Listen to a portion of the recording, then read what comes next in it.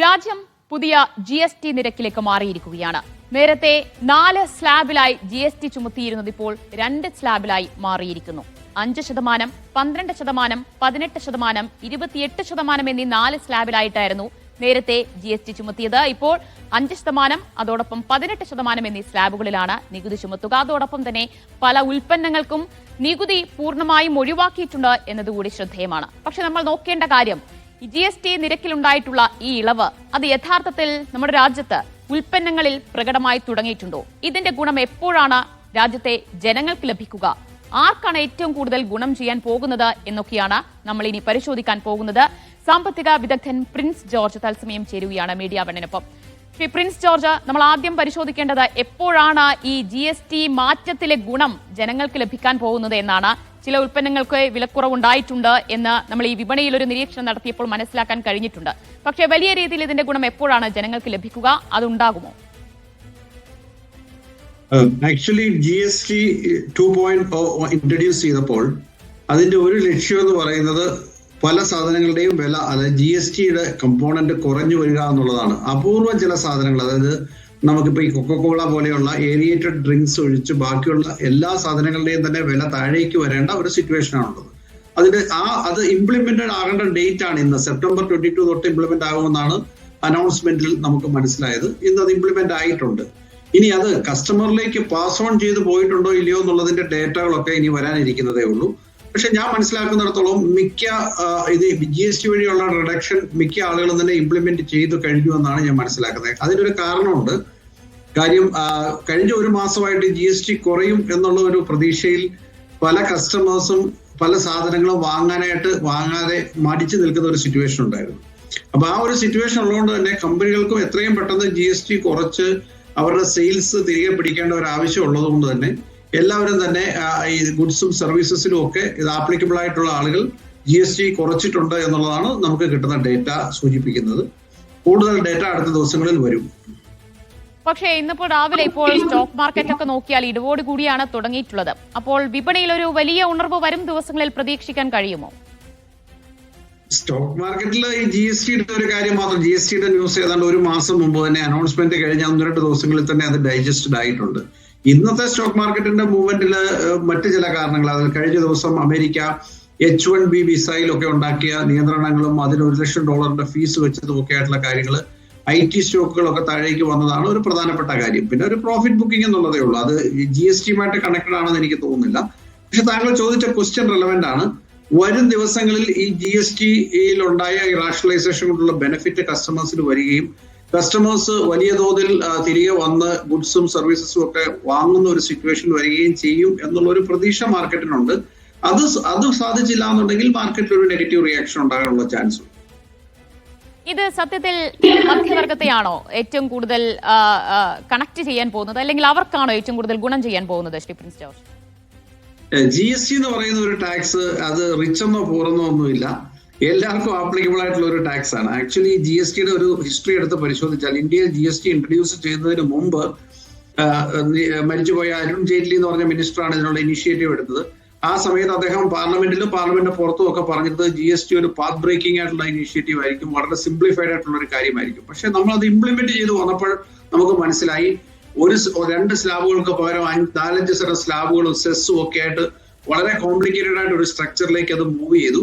ധാരാളം ആളുകൾക്ക് അതിനെപ്പറ്റി വലിയ വിയോജിപ്പുണ്ടായിരുന്നു. പല പ്രൊഡക്റ്റുകൾക്കും, ഫോർ എക്സാമ്പിൾ ആയിട്ട് പറയുന്നത് ഹെൽത്ത് ഇൻഷുറൻസ് ആണ്. ഹെൽത്ത് ഇൻഷുറൻസ് പോലെയുള്ള പോളിസികൾക്ക് പോലും ആക്ച്വലി GST വലിയ തോതിൽ ചുമത്തിയിരുന്ന ഒരു സിറ്റുവേഷനൊക്കെ വിമർശനങ്ങൾ ഉണ്ടായി. അപ്പൊ അങ്ങനെയൊക്കെ വന്നപ്പോൾ ശരിക്കും പറഞ്ഞു കഴിഞ്ഞാൽ GST നേരത്തെ തന്നെ റാഷണലൈസ് ചെയ്യേണ്ടതായിരുന്നു. പക്ഷെ ഇതൊരു GST കൗൺസിൽ എല്ലാം കൂടി തീരുമാനമെടുത്ത് വരാനുള്ള ഒരു ഡിലേ ഉണ്ടായിട്ടുണ്ടെന്നുള്ളതാണ് എനിക്ക് മനസ്സിലാകുന്നത്.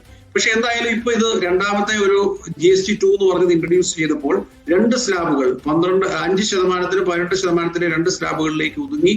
പിന്നെ ഒരു ലക്ഷറി ഐറ്റംസിന്, ഒരു സിൻ ഗുഡ്സിനും ഒക്കെ ആയിട്ട് ഒരു ഹയർ സ്ലാബ് ഉണ്ട്. അത് വളരെ കുറച്ച് ഐറ്റമേ അതിലേക്ക് വന്നിട്ടുള്ളൂ. അപ്പൊ ആ രീതിയിൽ നമ്പർ ഓഫ് സ്ലാബ്സ് കുറഞ്ഞു. കൂടാതെ തന്നെ റേറ്റുകൾ പലതും കുറഞ്ഞു. പിന്നെ ഇതുമായിട്ട് ബന്ധപ്പെട്ട് ടെക്നിക്കലായിട്ട് പറയുകയാണെങ്കിൽ വേറെ കുറെ കാര്യങ്ങളൊക്കെ ഉണ്ട്. അതായത് ഇതിന്റെ ഇൻപുട്ട് ടാക്സ് എടുക്കുന്ന കാര്യത്തിലുള്ള ചില വ്യത്യാസങ്ങളുണ്ട്, ഇൻപുട്ട് ക്രെഡിറ്റ് എടുക്കുന്ന കാര്യത്തിൽ. പിന്നെ ഇൻവേർട്ടഡ് ഡ്യൂട്ടി സ്ട്രക്ചറുകൾ എന്നൊക്കെ പറയും. അതായത് ഒരു റോ മെറ്റീരിയൽ മേടിച്ച് ഫിനിഷ് ഗുഡ് ആവുന്നതിനിടയ്ക്ക് മേടിക്കുന്ന പ്രൊഡക്റ്റിന് ഒരു GST, വിൽക്കുന്ന പ്രൊഡക്റ്റിന് അതിൽ താഴ്ന്ന ഒരു GST എന്നൊക്കെയുള്ള രീതിയിലുള്ള ഒരു സിറ്റുവേഷനുള്ള ചില പ്രശ്നങ്ങളൊക്കെ ഉണ്ട്. അതൊക്കെ ഒരു പരിധിവരെ ഈ GST 2 കറക്റ്റഡ് ആയിട്ടുണ്ട്. ഏറ്റവും സന്തോഷം നൽകുന്ന കാര്യം എന്താണെന്ന് ചോദിച്ചാൽ ഈ ഹെൽത്ത് ഇൻഷുറൻസിന്റെ GST എടുത്തു കളഞ്ഞു. അതുപോലെ തന്നെ മറ്റു പല കാര്യങ്ങൾക്കും മാർക്കറ്റുകളോ അല്ലെങ്കിൽ സാധാരണ ആളുകൾ ഡിമാൻഡ് ചെയ്തതിലും കുറച്ചുകൂടെ കൂടുതലായിട്ട് നല്ല രീതിയിൽ GST 2 കൊണ്ടുവരാൻ സാധിച്ചിട്ടുണ്ട്. പക്ഷെ ഇതൊക്കെ ഇപ്പൊ ഇവിടെ കേരളം ഉൾപ്പെടെയുള്ള സംസ്ഥാനങ്ങൾ ചൂണ്ടിക്കാട്ടുന്ന ഒരു കാര്യമുണ്ടല്ലോ, വലിയ രീതിയിലുള്ള വരുമാന നഷ്ടം സംസ്ഥാനങ്ങൾക്ക് ഉണ്ടാകാൻ പോവുകയാണ്. അത് നികത്താനുള്ള യാതൊരു മാർഗ്ഗം അല്ലെങ്കിൽ ഈ ആശങ്ക പോലും പരിഹരിക്കപ്പെട്ടിട്ടില്ല എന്നാണല്ലോ പറയുന്നത്.